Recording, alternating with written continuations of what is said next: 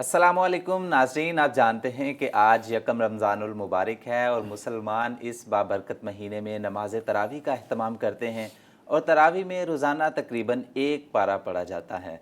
हम अपने प्रोग्राम खुलासा कुरान में उस पढ़े जाने वाले एक पारे का खुलासा आपकी खिदमत में पेश करेंगे और खुलासा बयान करने के लिए हमने दावत दे रखी है जनाब मौलाना बिलाल अहमद साहब को। ख़तीब जामिया मस्जिद दारुस्सलाम हैं। शुक्रिया बिलाल साहब। बिलाल साहब, पहले सिपारे से ही हम शुरू करेंगे और जी सूरतुल इंशाल्लाह। फातिहा और सूरतुल बकरा, जी तो इंशाल्लाह। क्या मज़ामीन पेश किए गए हैं हमारे नाज़रीन को बताइएगा। जी बहुत शुक्रिया फ़रहान भाई, अल्लाह ताला आपकी इस काविश को कबूल फ़रमाए और अल्लाह ताला कुरान की इस बरकत से हमारे दिलों को मुनव्वर कर दे। आमीन।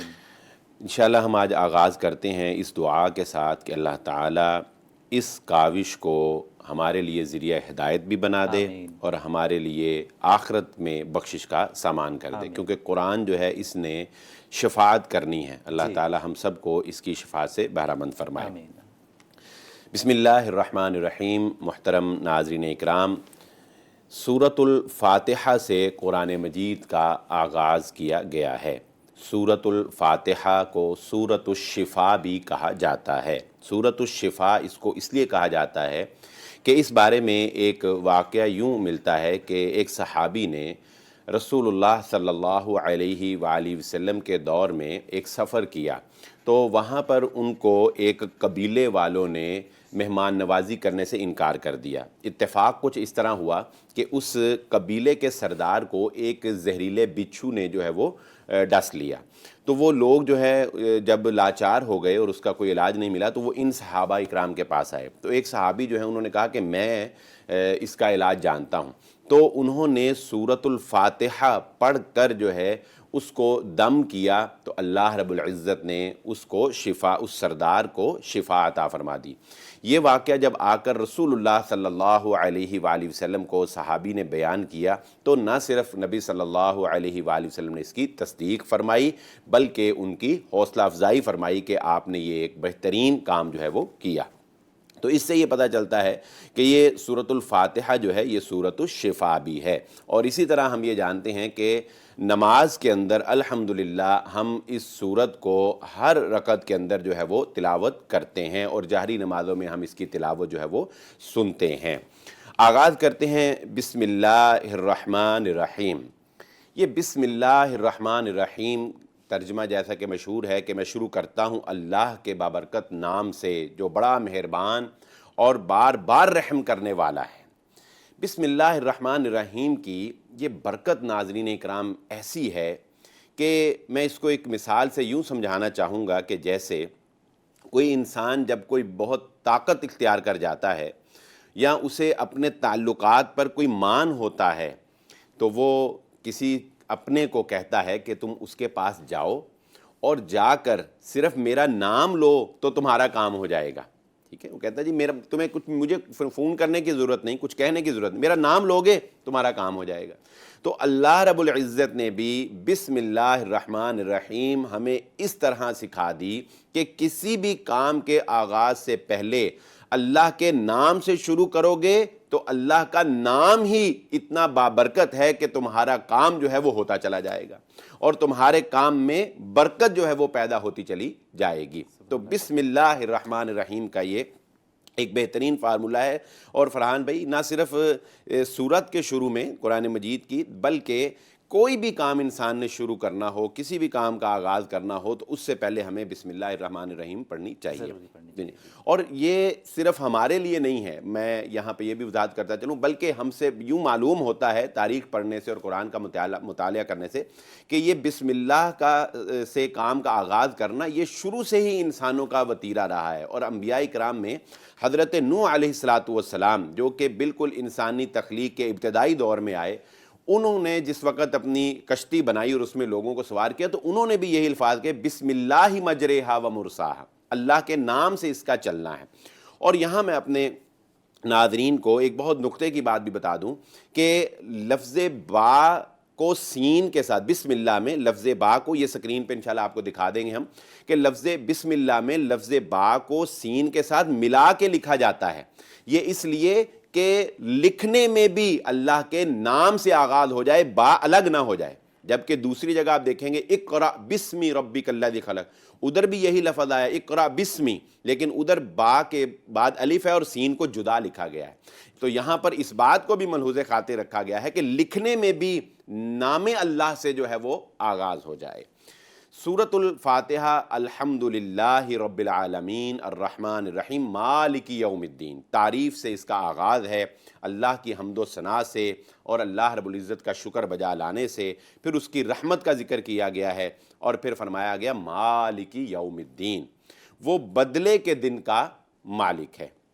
فرحان بھائی دیکھیں، یہ جو کہا گیا ہے نا کہ انصاف کے دن کا مالک اللہ ہے، اب آپ دیکھیں کہ کیا اس دنیا کا مالک اللہ نہیں ہے؟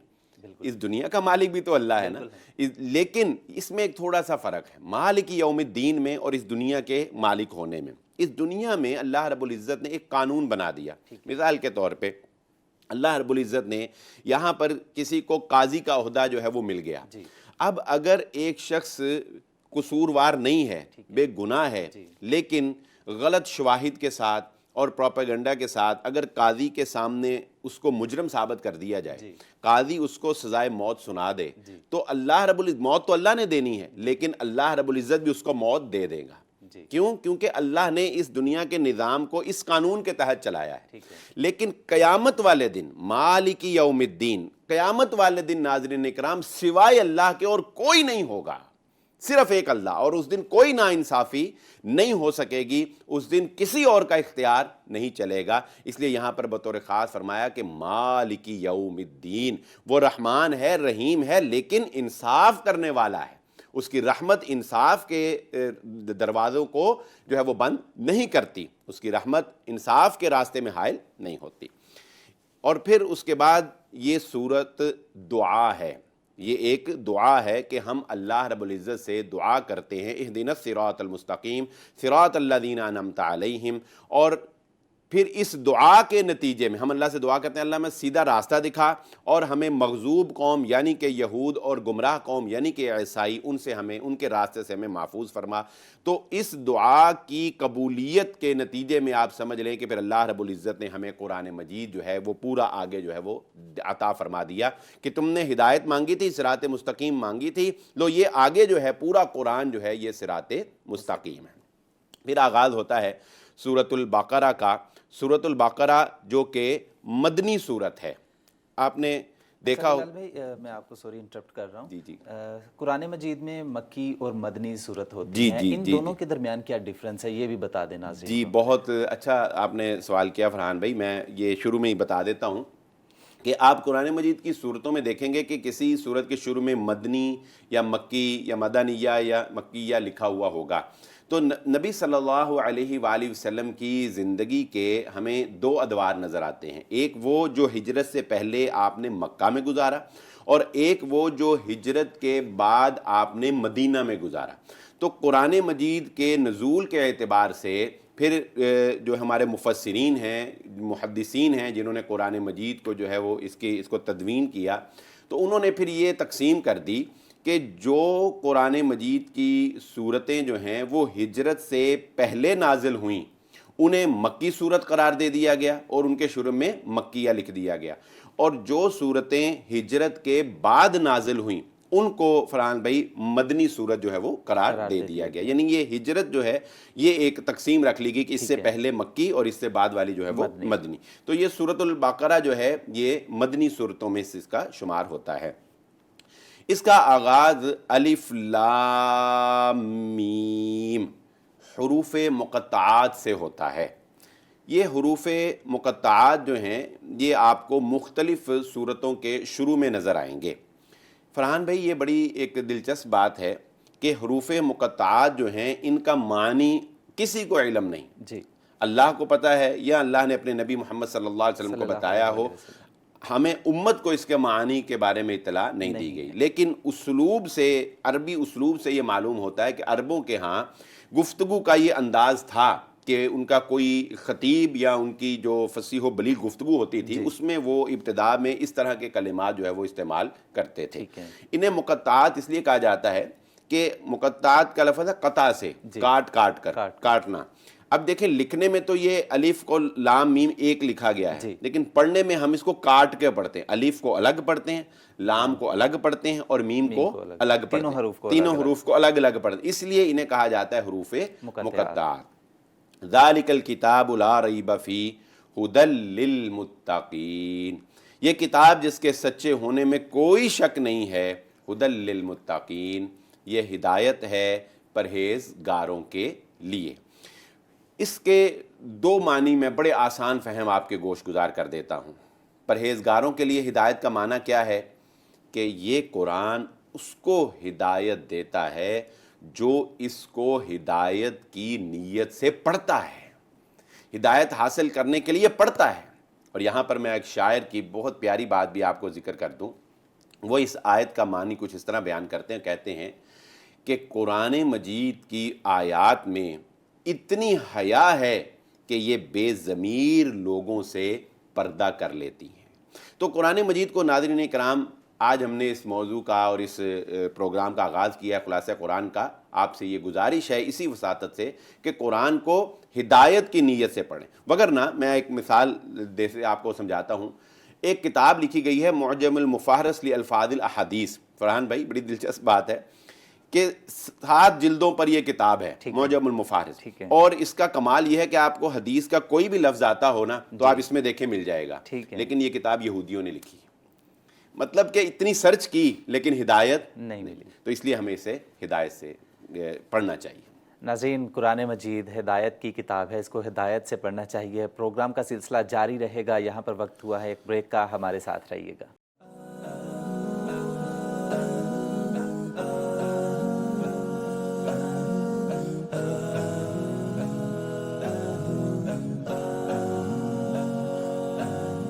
Welcome back after the break. ناظرین، آج یکم رمضان المبارک ہے اور اسی مناسبت سے خلاصہ قرآن آپ کی خدمت میں پیش ہے اور سورۃ البقرہ پر ہماری گفتگو جاری ہے۔ جی بلال بھائی۔ جی شکریہ فرحان صاحب۔ جی سورۃ البقرہ پر فرحان بھائی یہ بات بھی ہمارے ناظرین کے لیے بڑی قابل توجہ ہے کہ سورۃ البقرہ کو رسول اللہ صلی اللہ علیہ وآلہ وسلم نے شیطان کو بھگانے کے لیے ایک بہترین صورت قرار دی ہے۔ جس گھر میں سورۃ البقرہ پڑھی جاتی ہے اس گھر سے شیطان بھاگ جاتا ہے۔ تو یہ جتنے جادو ٹونے سے لوگ پریشان ہوتے ہیں اور باہر جاتے ہیں دھکے کھاتے ہیں، ان کو چاہیے کہ اپنے گھر میں سورۃ البقرہ کی تلاوت شروع کر دیں، انشاءاللہ جادو سے، شیطان سے، ہر قسم کے شیطانی اثرات سے جو ہے وہ محفوظ ہو جائیں گے۔ سورۃ البقرہ کے آغاز میں ناظرین اکرام اللہ رب العزت نے 3 اسکول آف تھاٹس، 3 مختلف نظریات کا ذکر کیا ہے۔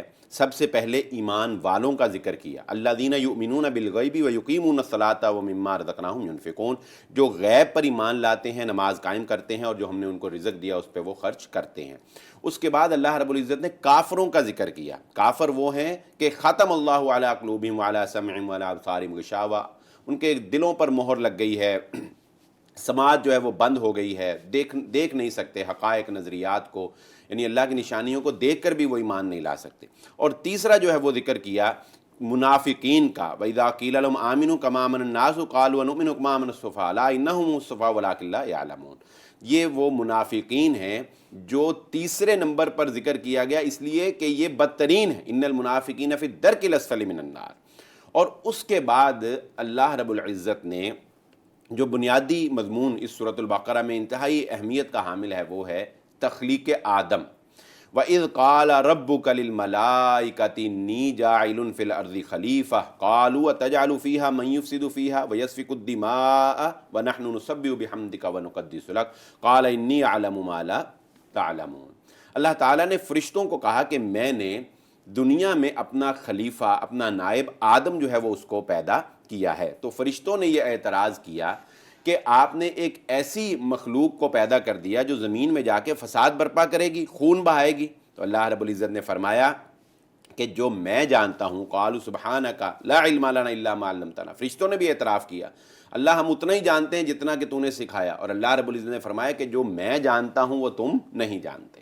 ناظرین اکرام، یہاں پر میں چھوٹے سے اختصار کے ساتھ وقت کی قلت کے پیش نظر ایک فلسفہ آپ کو سمجھا دیتا ہوں کہ عبادت کے لیے تو پہلے سے فرشتے موجود تھے، اور عبادت کے لیے ہی ایک اور مخلوق آدم کو پیدا کر دیا گیا۔ اس کا کیا مقصد؟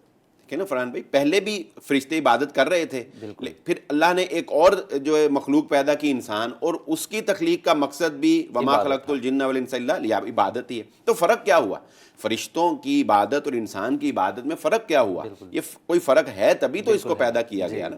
وہ فرق اصل میں بڑی انسان کی معراج ہے، اور وہ کیا کہ دیکھیں فرشتے جو ہیں ان کے پاس انکار کا اختیار نہیں ہے، ان کو نہیں پتا کہ باپ کی محبت کیا ہوتی ہے، مال و دولت کا نشہ کیا ہوتا ہے، اقتدار کی خواہش جو ہے یہ کیا چیز ہے، خواہشات فرشتوں کو اس کا نہیں پتا، عورت کیا چیز ہے اس کی طرف کیا رغبت پائی جاتی ہے فرشتوں کو نہیں پتا۔ انسان کے اندر لذات بھی ہیں، خواہشات بھی ہیں، محبتیں بھی ہیں، چاہتیں بھی ہیں، غصہ بھی ہے، اقتدار بھی ہے، اور اس سب کے ساتھ ساتھ انکار کرنے کا اختیار بھی ہے۔ اس کے باوجود فرحان بھائی آپ دیکھیں، جب ایک باپ اپنے محبت کو قربان کر کے، اپنے باپ کی محبت کو قربان کر کے، اپنے انکار کا اختیار ہونے کے باوجود اللہ کے حکم پر جب ایک ابراہیم علیہ السلام اپنے بیٹے کی گردن پر چھری چلاتے ہیں، تب اللہ رب العزت فرماتے ہیں یہ وہ عبادت ہے جو میں جانتا ہوں تم نہیں جانتے۔ یعنی اس عبادت کی حلاوت فرشتے نہیں پہنچ سکتے، بالکل نہیں پہنچ سکتے۔ انسان اپنی مرضی سے کرتا ہے انسان، اور ساری چیزوں پر چھری چلا کر، خواہشات کو مار کے، غصے کو مار کے، لذات کو مار کے، اور پھر انسان اللہ کی تابعداری اور فرما برداری جو کرتا ہے، تو پھر اللہ رب العزت نے یہ فرمایا کہ انی اعلم ما لا تعلمون، کہ جو میں جانتا ہوں نا وہ تم نہیں جانتے۔ یہ آدم کی تخلیق میں یہ جو ہے حلاوت اللہ رب العزت نے رکھی ہے۔ اور پھر اس کے واقعے کو جو ہے وہ آگے بڑھایا گیا کہ آدم علیہ السلام کو وَقُلْنَا يَا آدَمُ اسْكُنْ أَنْتَ وَزَوْجُكَ الْجَنَّةَ، کہ جنت میں بھیجا گیا، اور وہاں پر پھر شیطان نے ان کو ورگلایا، اور وہی پودا، وہی درخت جس سے کھانے کے لیے روکا گیا تھا وہ کھلوا دیا، اور پھر اللہ رب العزت نے ان کو دنیا میں بھیج دیا، اور پھر دنیا میں بھیج بھی دیا، اور پھر اللہ رب العزت نے ان کی توبہ بھی قبول فرما لی، اور توبہ قبول فرما کے پھر اللہ رب العزت نے فرمایا کہ فَإِمَّا يَأْتِيَنَّكُم مِّنِّي هُدًى فَمَن تَبِعَ هُدَايَ فَلَا خَوْفٌ عَلَيْهِمْ وَلَا هُمْ يَحْزَنُونَ۔ اب یہ سلسلہ قیامت تک چلے گا کہ تمہارے پاس ہدایت آئے گی، جو ہدایت کو مانے گا وہ میرا بندہ ہوگا، اس پر کوئی خوف نہیں ہوگا، اور جو نہیں مانے گا وہ کفر کا ارتکاب کرے گا۔ ناظرین کرام، یہاں سے آگے پھر قوم بنی اسرائیل کا ذکر شروع ہوتا ہے۔ فرحان بھائی، قوم بنی اسرائیل جو ہے یہ اس وقت کی اللہ رب العزت کی ایک لاڈلی قوم تھی، ٹھیک ہے جی، اور اللہ رب العزت نے ان کے اوپر بے پناہ انعامات کیے، اور اللہ نے آغاز بھی فرحان بھائی یہاں سے کیا کہ یا بنی اسرائیل اذکروا نعمتی اللتی انعمت علیکم، اے قوم بنی اسرائیل کچھ یاد تو کرو کہ میں نے تم پر کتنے انعامات کیے، ان کی کچھ قدر تو کرو۔ بلال بھائی، بنی اسرائیل کی جو قوم ہے یہ انسانیت کا جب آغاز ہوا تو یہ پہلی قوم تھی؟ بالکل نہیں فرحان بھائی، یہ میں اس کی بڑا اچھا آپ نے سوال کیا ہے۔ یہ بنی اسرائیل جو ہے یہ دراصل بنی اولاد کو کہا جاتا ہے، اور اسرائیل جو ہے یہ دراصل عبرانی زبان میں کا لفظ ہے، یہ حضرت یعقوب علیہ السلام کا لقب ہے۔ اسرائیل کا معنی ہوتا ہے عبداللہ، اسرا جو عبد کو کہتے ہیں، اور ایل اللہ کو عبرانی زبان میں۔ تو بنی اسرائیل جب کہا جاتا ہے تو اس سے مراد حضرت یعقوب علیہ السلام کی اولاد ہوتی ہے، اور حضرت یعقوب علیہ السلام جو ہیں یہ بیٹے ہیں حضرت اسحاق علیہ السلام کے، اور حضرت اسحاق علیہ السلام جو ہیں یہ بیٹے حضرت ابراہیم علیہ السلام۔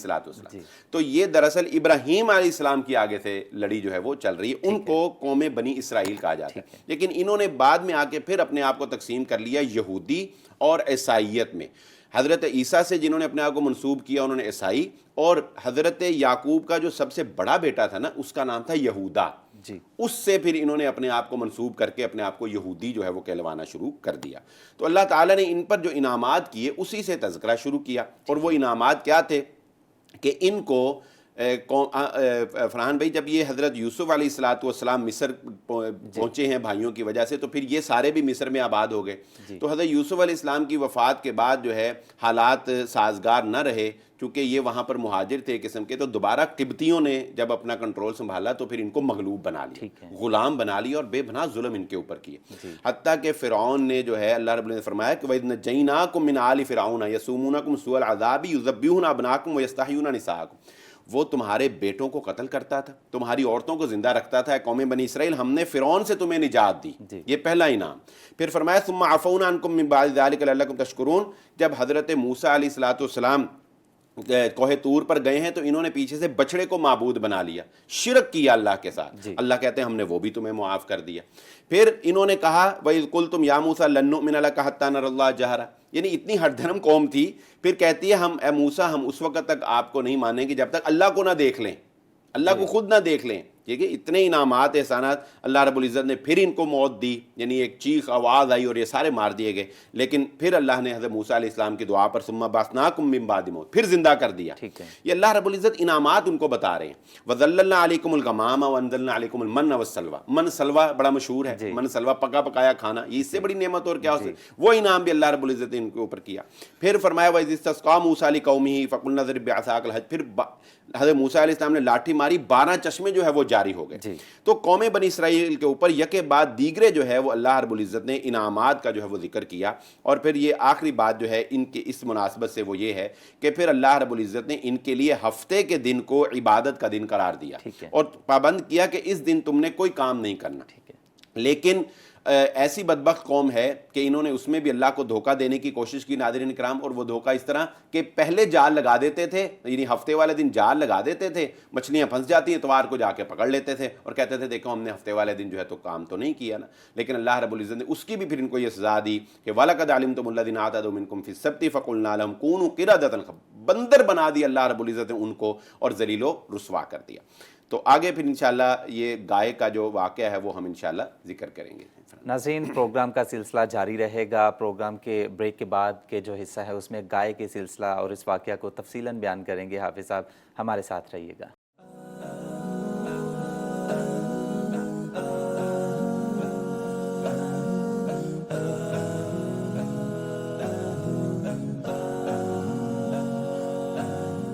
بریک کے بعد خوش آمدید۔ بلال بھائی بریک سے پہلے بات کر رہے تھے قوم یہود کے متعلق، تو آپ ناظرین کو ہمارے یہ بھی بتائیے گا کہ سورۃ البقرہ کو سورۃ البقرہ کیوں کہا جاتا ہے؟ جی بالکل فرحان بھائی، بہت شکریہ، اسی کی طرف ہم آ رہے تھے۔ دیکھیں سورۃ البقرہ کو سورۃ البقرہ ناظرین اکرام اس لیے کہا جاتا ہے کہ اس میں اللہ رب العزت نے گائے کا ایک واقعہ جو ہے وہ ذکر کیا ہے کہ حضرت موسیٰ علیہ السلام نے وَإِذْ قَالَ مُوسَىٰ لِقَوْمِهِ إِنَّ اللَّهَ يَأْمُرُكُمْ أَن تَذْبَحُوا بَقَرَةً، حضرت موسیٰ علیہ السلام نے اپنی قوم سے یہ مطالبہ کیا کہ گائے ذبح کرو۔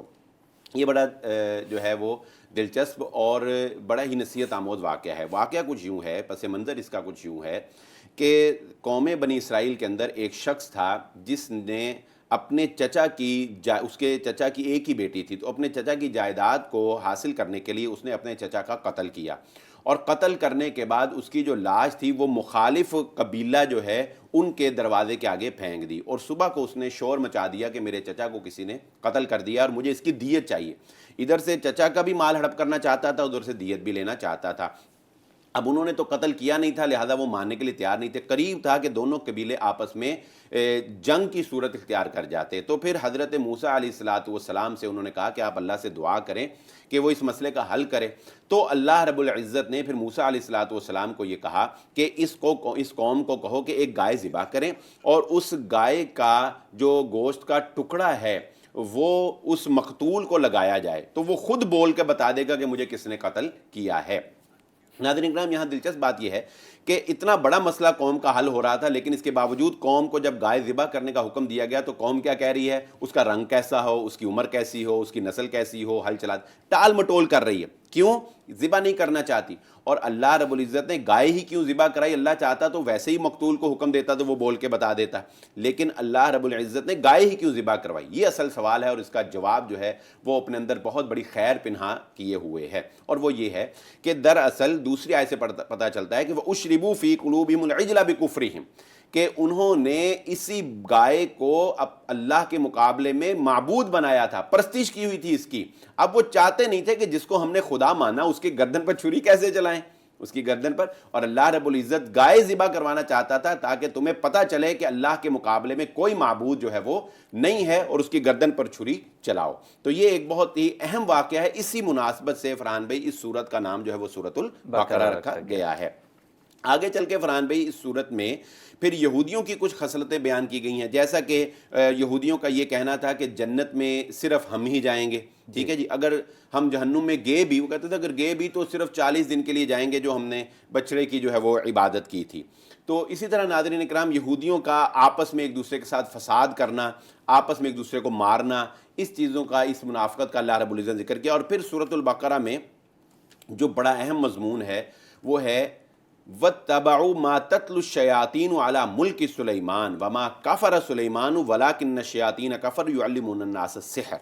حضرت سلیمان علیہ السلام کے دور میں دو فرشتوں کا، ہاروت اور ماروت کا، فرشتوں کا اترنا، اور اللہ رب العزت نے یہاں پر اس بات کا ذکر کیا کہ حضرت سلیمان علیہ السلام نے کفر نہیں کیا بلکہ شیاطین نے کفر کیا، اور وہ ہاروت اور ماروت جو ہیں انہوں نے لوگوں کو جادو عام نہیں کیا، جادو نہیں سکھایا، بلکہ وہ تو لوگوں کو جادو کی حقیقت بتانے کے لیے جو ہے اللہ رب العزت نے نازل فرمایا۔ اس کی میں تھوڑی سی وضاحت کر دیتا ہوں کہ یہ تو ہم جانتے ہیں کہ اس دور میں جادو کا چرچا جو ہے وہ بہت زیادہ تھا، جیسا کہ اس سے تھوڑا سا ہم پیچھے جائیں تو حضرت موسیٰ علیہ السلام کا مقابلہ بھی جادوگروں سے ہی ہوا تھا۔ تو جادو اتنا پروان چڑھ گیا تھا کہ انبیاء کرام کے معجزات اور جادوگروں کے جادو میں فرق کرنا لوگوں کے لیے مشکل ہو گیا تھا، تو یہ دو فریق بن گئے تھے۔ تو پھر اللہ رب العزت نے جادو کی حقیقت کو واضح کرنے کے لیے آسمان سے دو فرشتوں کو بھیجا، ہاروت اور ماروت کو، جو لوگوں کو جادو کی حقیقت بتاتے تھے کہ جادوگر اصل میں یہ کرتے ہیں، اور یہ فرق ہے معجزے میں اور جادو میں۔ اور اللہ رب العزت نے یہاں پر بہت ہی پیاری بات جو ہے وہ فرمائی ہے۔ ناظرین کرام، جادو ٹونے سے جو لوگ ڈرتے ہیں وہ یاد رکھ لیں، اللہ رب العزت نے فرمایا کہ وہ اللہ کے اذن کے بغیر کچھ نہیں کر سکتے۔ اللہ کی اجازت اور اللہ کے اذن کے بغیر کوئی جادوگر جو ہے وہ آپ کا کچھ نہیں بگاڑ سکتا۔ تو اللہ پر یقین کامل رکھیں، انشاءاللہ کوئی جادوگر جو ہے وہ آپ کا کچھ نہیں بگاڑ سکے گا۔ اس کے بعد پھر اللہ رب العزت نے اس صورت میں، سورۃ البقرہ میں بطور خاص جو ذکر کیا ہے وہ حضرت ابراہیم علیہ السلام کا ذکر ہے کہ حضرت ابراہیم علیہ السلام نے بیت اللہ کی تعمیر کی اپنے بیٹے حضرت اسماعیل علیہ السلام کے ساتھ مل کر۔ اور یہاں پر یہ آیت جو ہے یہ میں بطور خاص ذکر کروں گا، وَإِذْ جَعَلْنَا الْبَيْتَ مَثَابَةً لِلنَّاسِ وَأَمْنًا وَاتَّخِذُوا مِن مَّقَامِ إِبْرَاهِيمَ مُصَلًّى۔ ناظرین کرام، یہ وہ آیت ہے کہ حضرت عمر ابن خطاب رضی اللہ تعالی عنہ نبی صلی اللہ علیہ وآلہ وسلم کے پاس تشریف لاتے ہیں اور آ کر کہتے ہیں کہ اے اللہ کے نبی صلی اللہ علیہ وآلہ وسلم، میرا دل چاہتا ہے کہ مقام ابراہیم پر 2 نفل ادا کیے جائیں۔ مقام ابراہیم وہ جگہ ہے، وہ پتھر ہے جس پر کھڑے ہو کر حضرت ابراہیم علیہ السلام نے بیت اللہ کو تعمیر کیا۔ اور ناظرین، یہ پتھر حضرت ابراہیم علیہ السلام کے لیے گو کا کام کرتا تھا، ایک لفٹر کا، آپ کے ساتھ اوپر بھی ہوتا تھا اور دائیں بائیں بھی ہوتا تھا۔ تو اس مقام ابراہیم پر حضرت عمر رضی اللہ تعالیٰ فرماتے ہیں کہ میرا دل چاہتا ہے کہ نفل پڑھے جائیں۔ اللہ رب العزت نے قرآن مجید میں یہ حکم نازل فرما دیا کہ وَاتَّخِذُوا مِن مَّقَامِ إِبْرَاهِيمَ مُصَلًّى، اور پھر آگے فرمایا کہ وَإِذْ يَرْفَعُ إِبْرَاهِيمُ الْقَوَاعِدَ مِنَ الْبَيْتِ وَإِسْمَاعِيلُ، جب یہ دونوں باپ بیٹا مزدور بن کر بیت اللہ کی تعمیر کر رہے تھے تو کیا کہتے ہیں؟ ربنا تقبل منا انک انت السمیع العلیم، اے اللہ ہماری اس کاوش کو، ہماری اس محنت کو، ہماری اس مزدوری کو تو قبول و منظور فرما۔ اور یہ حضرت ابراہیم علیہ السلام کی دعا ہے جو محمد الرسول اللہ صلی اللہ علیہ وآلہ وسلم کو اللہ نے دنیا میں مبعوث کیا۔